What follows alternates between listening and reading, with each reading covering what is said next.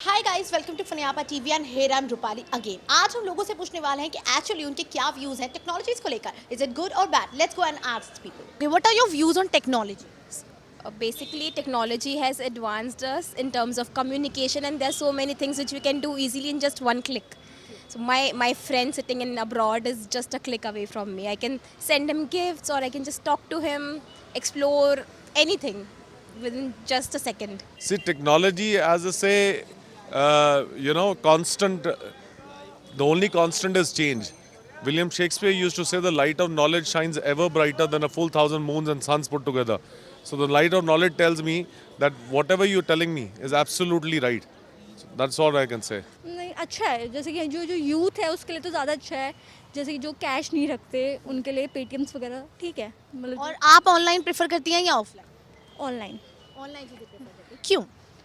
क्योंकि इजी है, हैंडी हो जाता है, हमें जाना नहीं पड़ता बाहर चीज़ें लेने के लिए। तो It's convenient, but sometimes जैसे not everything is nice. जैसे how do you say? It can be addictive as well.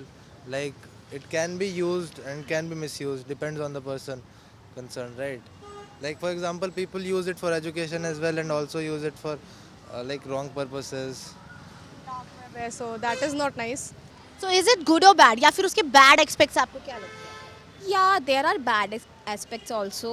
जैसे मतलब बहुत सारी चीज़ें, अभी यूथ कितना ज़्यादा इंटरनेट में फ़ोन में लगा रहता है। जब हम छोटे थे तो ऐसा कुछ नहीं था, मतलब मेरे टाइम में हम लोग बाहर खेलना पसंद करते थे, बहुत बाहर जाना, गेम्स वगैरह खेलना। But if you see kids nowadays, they are always into phone, reels बनाना है उनको, इंस्टाग्राम स्क्रॉल करना है और कुछ नहीं करना। बैड थिंग अभी तक ऐसा मेरे साथ कुछ एक्सपीरियंस हुआ नहीं है। बैड तो मैं नहीं बता सकती।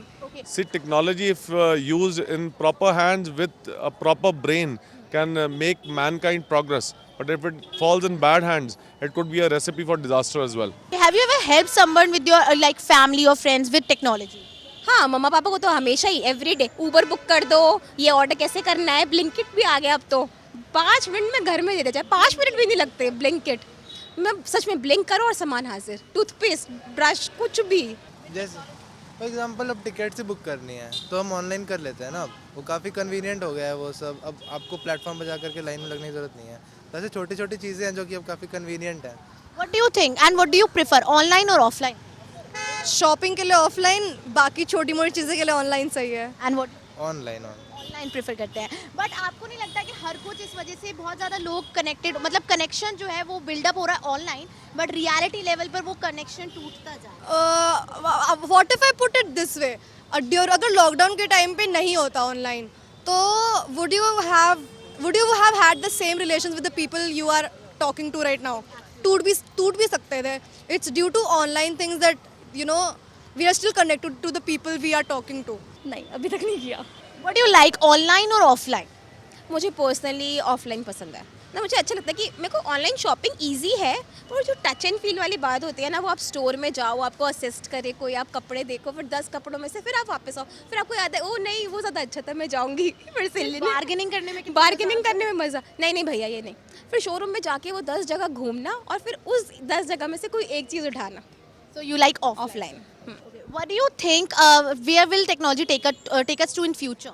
Technology will take us to places in future because India is going to be a world power by the time 2030 arrives. India is going to be a world leader and we are going to lead the nations while but matters concerning technology are concerned. What are your views on social media, Instagram, WhatsApp, YouTube? If used for the correct purposes, it's a good medium for advertisement. हम खुद बहुत use करते हैं, like for example कुछ ना event हो गया, college fest वगैरह, everything is done on social media. New startups, that is also important.